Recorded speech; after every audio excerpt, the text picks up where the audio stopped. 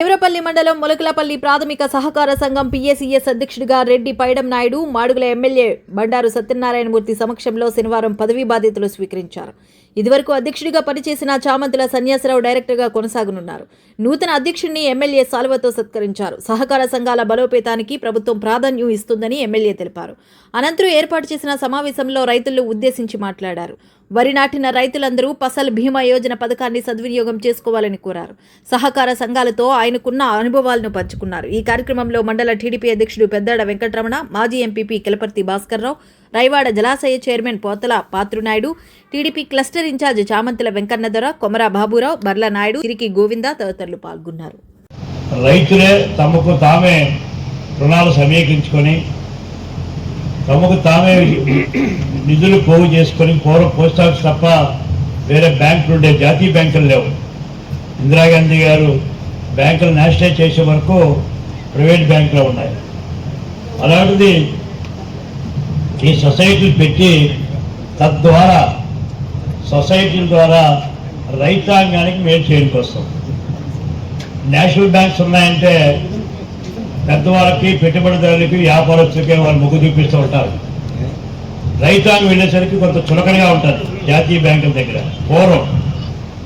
అలాంటిది రైతుకి క్రిమిసంహారక మందులు ఇవ్వాలన్నా, పెట్టుబడి ఇవ్వాలన్నా ఈ సహకార వ్యవస్థ ముఖ్యమని చెప్పి ఆ రోజు ఈ సహకార వ్యవస్థనే పెట్టడం జరిగింది. నాకు సహకార వ్యవస్థ మీద నాకు పూర్తి అవగాహన ఉంది. ఎందుకంటే మా నాన్నగారు ఆయన లైఫ్ అంతా కోఆపరేటివ్ వ్యవస్థే. 3 సార్లు పూర్వం దీన్ని, ఇప్పుడు పిఎస్సిస్ అంటున్నాం. మా నాన్నగారు ల్యాండ్ మార్గేజ్ బ్యాంకు అంటే భూములు తనఖా పెట్టి అప్పు తీసుకోవడం అనేది ఆడపిల్లకి, ఆ పిల్ల ఏదైనా ఆపద వస్తే అర్జెంటుగా ఇబ్బంది వస్తే బంగారు ఒకటే మార్కెట్లో ఇమీడియట్ డబ్బులు వస్తాయి. భూమినే రావంటున్నాయి.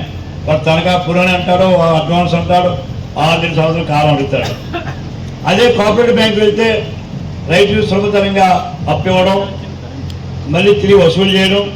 పూర్వం కోఆపరేటివ్ బ్యాంకులో మా నాన్నగారు ఉన్నప్పుడు ఎరువులు ఇచ్చేవారు, క్రిమిసంహార మందులు ఇచ్చేవారు, అట్లా కూడా ఇచ్చేవారు, రైతులకి బట్టలు ఇచ్చేవారు.